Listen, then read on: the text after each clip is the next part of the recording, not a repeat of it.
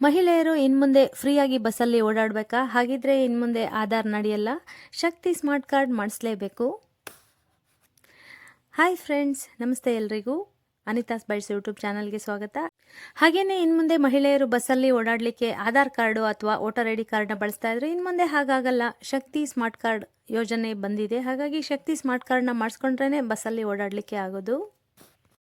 ನಮಗೆಲ್ಲ ಗೊತ್ತೇ ಇದೆ, ಕಾಂಗ್ರೆಸ್ ಸರ್ಕಾರ ಸಾಮಾನ್ಯ ಜನತೆಗೆ 5 ಬಂಪರ್ ಆಫರ್ಗಳನ್ನ ಕೊಟ್ಟಿತ್ತು.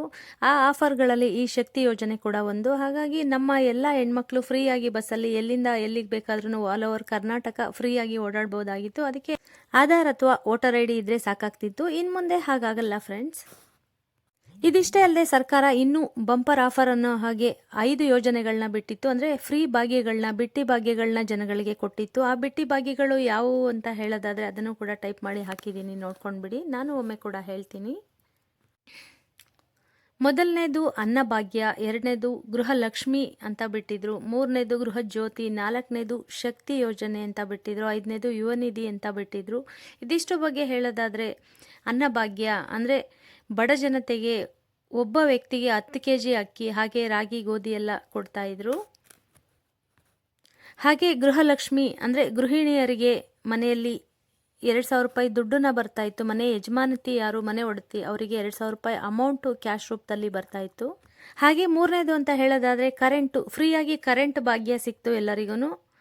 ಹಾಗಾಗಿ ಕರೆಂಟನ್ನು ಕೂಡ ಫ್ರೀಯಾಗಿ ಎಲ್ಲರೂ ಬಳಕೆ ಮಾಡ್ತಾ ಇದ್ದೀವಿ. ಹಾಗೆ ಶಕ್ತಿ ಯೋಜನೆ, ಈ ಯೋಜನೆಯಂತೂ ಎಲ್ಲ ಹೆಣ್ಮಕ್ಳು ಪರಿಪೂರ್ಣವಾಗಿ ಉಪಯೋಗ ಮಾಡ್ಕೊಂಡಿದ್ದಾರೆ. ಹಾಗಾಗಿ ಕೈಯಲ್ಲಿ ಒಂದು ಆಧಾರ್ ಕಾರ್ಡ್ ಅಥವಾ ವೋಟರ್ ಐ ಡಿ ಇದ್ದರೆ ಸಾಕಾಗಿತ್ತು. ಆಲ್ ಓವರ್ ಕರ್ನಾಟಕ ಎಲ್ಲಿ ಬೇಕಾದರೂ ಓಡಾಡ್ಬೋದಾಗಿತ್ತು ಇಲ್ಲಿವರೆಗೂ. ಅದ್ರ ಜೊತೆಗೆ 5ನೇದು ಯುವ ನಿಧಿ ಅಂದರೆ ವಿದ್ಯಾವಂತ ನಿರುದ್ಯೋಗಿಗಳಿಗೆ ಕೂಡ 3,000 ಅಮೌಂಟ್ ಆಗ್ತಾಯಿದ್ರು. ಹಾಗಾಗಿ 5 ಭಾಗ್ಯಗಳು ಸರ್ಕಾರ ಕಡೆಯಿಂದ ಸಿಕ್ಕಿತ್ತು. ಅದರಲ್ಲಿ 4ನೇ ಭಾಗ್ಯ ಶಕ್ತಿ ಯೋಜನೆ. ಈ ಶಕ್ತಿ ಯೋಜನೆಗೆ ಸರ್ಕಾರ ಇನ್ನೊಂದು ಹೊಸ ಉದ್ದೇಶನ ಜಾರಿ ಮಾಡಿದೆ. ಆ ಉದ್ದೇಶದ ಇನ್ನೊಂದು ಹೆಸರೇ ಇ ಪರ್ಸ್ ಡಿಜಿಟಲ್ ಸೌಲಭ್ಯ. ಅಂದರೆ ಇ ಪರ್ಸ್ ಅಂದರೆ ನಾವು ಒಂದು ಸ್ಮಾರ್ಟ್ ಕಾರ್ಡಿಗೆ ರೀಚಾರ್ಜನ್ನು ಮಾಡಿಸ್ಕೊಂಡು 3 ಕಡೆ ಓಡಾಡಲಿಕ್ಕೆ ಇರುವಂಥ ಒಂದು ಸೌಲಭ್ಯ. ಇ ಪರ್ಸ್ ಸೌಲಭ್ಯ ಮೀನ್ಸ್ ಕ್ಯಾಶ್ಲೆಸ್ ಆಗಿ ಓಡಾಡುವಂಥದ್ದು. ಒಂದು ಸ್ಮಾರ್ಟ್ ಕಾರ್ಡ್ ಇದ್ದರೆ ಸಾಕು, ನಾವು ಬಸ್ಸಲ್ಲಿ ಓಡಾಡ್ಬೋದು, ಟ್ರೈನಲ್ಲಿ ಓಡಾಡ್ಬೋದು, ಹಾಗೆ ಮೆಟ್ರಲ್ಲೂ ಕೂಡ ಓಡಾಡ್ಬೋದಾಗಿದೆ. ಫ್ರೀ ಬಸ್ ಫೆಸಿಲಿಟಿ ಎಲ್ಲೆಲ್ಲಿದೆ ಅಲ್ಲಲ್ಲಿ ಆ ಕಾರ್ಡು ಫ್ರೀಯಾಗಿ ಅಪ್ಲೈ ಆಗುತ್ತೆ. ಹಾಗೆ ದುಡ್ಡು ಎಲ್ಲಿ ಕಟ್ಟಾಗಬೇಕು ಅಂದರೆ ಎಕ್ಸಾಂಪಲ್ಲು ಟ್ರೈನಲ್ಲಿ ಅಥವಾ ಮೆಟ್ರೋದಲ್ಲಿ ಅಮೌಂಟ್ ಕೊಡಬೇಕಲ್ವಾ, ಹಾಗಾಗಿ ಅಲ್ಲಿ ಅಮೌಂಟ್ ಕಟ್ಟಾಗುತ್ತೆ. ಹಾಗಾಗಿ ಆ ಸ್ಮಾರ್ಟ್ ಕಾರ್ಡನ್ನು ನಾವು ರೀಚಾರ್ಜ್ ಮಾಡಿಸಿ ಬಳಕೆ ಮಾಡುವಂಥ ಒಂದು ವ್ಯವಸ್ಥೆನ ಜಾರಿಗೆ ತರ್ತಿದ್ದಾರೆ. ಇಷ್ಟೇ ಅಲ್ಲದೆ ಈ ಸ್ಮಾರ್ಟ್ ಕಾರ್ಡಿಗೆ ಕೆಲವೊಂದು ಕಂಡೀಷನ್ಸ್ ಕೂಡ ಇದೆ. ಏನಪ್ಪ ಅಂತ ಹೇಳೋದಾದರೆ ಸ್ಮಾರ್ಟ್ ಕಾರ್ಡ್ ನಮ್ಮ ರಾಜ್ಯದಲ್ಲಿ ಓಡಾಡಲಿಕ್ಕೆ ಫ್ರೀಯಾಗಿ ಉಪಯೋಗ ಆಗುತ್ತೆ. ಹಾಗೆ ಟ್ರೈನು ಮತ್ತು ಮೆಟ್ರೋದಲ್ಲೆಲ್ಲ ಓಡಾಡಲಿಕ್ಕೆ ಫ್ರೀಯಾಗಿ ಅಪ್ಲೈ ಆಗಲ್ಲ. ಹಾಗಾಗಿ ನಾವು ರೀಚಾರ್ಜ್ ಮಾಡಿಸ್ಕೊಳ್ಳಿಕ್ಕೆ ಬೇಕು. ಅದ್ರ ಜೊತೆಗೆ ಹೊರ ರಾಜ್ಯಗಳಿಗೆ ಹೋಗ್ತೀವಿ ಅನ್ನೋದಾದರೂ ಕೂಡ ರೀಚಾರ್ಜು ಅದರಲ್ಲಿ ಮನಿ ಇರಲೇಬೇಕಾಗತ್ತೆ. ಹಾಗಾಗಿ ಫೋನ್ಪೇ ಅಥವಾ ಗೂಗಲ್ ಪೇ ಎಲ್ಲ ಕನೆಕ್ಟ್ ಮಾಡಿಕೊಂಡು ನಾವು ರೀಚಾರ್ಜ್ ಮಾಡಿಸ್ಕೊಳ್ಳೋ ಅಂಥ ವ್ಯವಸ್ಥೆ ಕೂಡ ಮಾಡಿದ್ದಾರೆ. ಇದೆಲ್ಲ ಕ್ಲಿಯರ್ ಆಯಿತು ಅಲ್ವಾ? ಹಾಗಿದ್ರೆ ಸ್ಮಾರ್ಟ್ ಕಾರ್ಡನ್ನು ನಾವು ಹೇಗೆ ಪಡ್ಕೊಳ್ಬೇಕು, ಎಲ್ಲಿ ಅಪ್ಲೈ ಮಾಡಬೇಕು, ಯಾರು ಕೊಡ್ತಾರೆ ಅಂತ ಎಲ್ಲರಲ್ಲೂ ಒಂದು ಕ್ವಶನ್ ಮಾರ್ಕ್ ಬಂದೇ ಬರುತ್ತೆ. ಹಾಗಿದ್ರೆ ಸ್ಮಾರ್ಟ್ ಕಾರ್ಡ್ ಎಲ್ಲಿ ತಗೊಳ್ಬೇಕು ಅಂತ ಹೇಳೋದಾದರೆ ನಾವು ಗ್ರಾಮ 1 ಕೇಂದ್ರಗಳಿಗೆ ಅಥವಾ ಬೆಂಗಳೂರು 1 ಕೇಂದ್ರಗಳಿಗೆ ಅರ್ಜಿನ ಹಾಕಬೇಕಾಗುತ್ತೆ.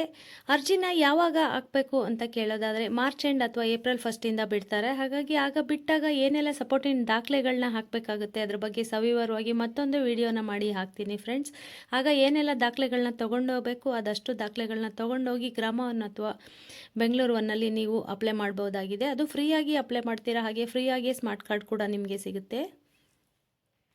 ಗ್ರಾಮ 1 ಕೇಂದ್ರಗಳಲ್ಲಿ ಸೇವಾ ಸಿಂಧು ಪೋರ್ಟಲಲ್ಲಿ ಅಪ್ಲೈ ಮಾಡ್ತಾರೆ. ಹಾಗಾಗಿ ಏನೇನು ದಾಖಲೆಗಳನ್ನ ತಗೊಂಡೋಗ್ಬೇಕು ಅನ್ನೋದ್ರ ಬಗ್ಗೆ ನೀವು ಮುನ್ನೆಚ್ಚರಿಕೆಯಿಂದ ತೊಗೊಂಡೋದ್ರೆ ಸಾಕು. ಅಪ್ಲೈ ಮಾಡಿ ಬಂದರೆ ಸಾಕು, 21 ಡೇಸಲ್ಲೇನೋ ನಿಮಗೆ ಕಾರ್ಡು ನಿಮ್ಮ ಕೈಯಲ್ಲಿ ತಲುಪುತ್ತೆ.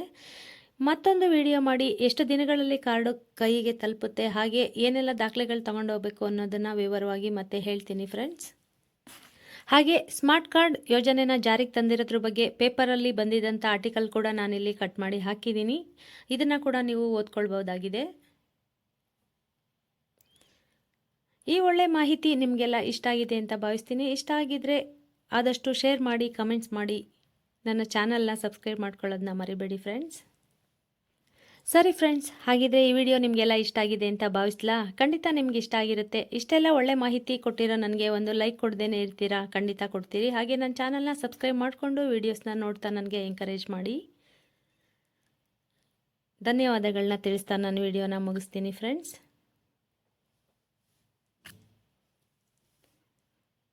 Thank you. ಧನ್ಯವಾದಗಳು ಫ್ರೆಂಡ್ಸ್.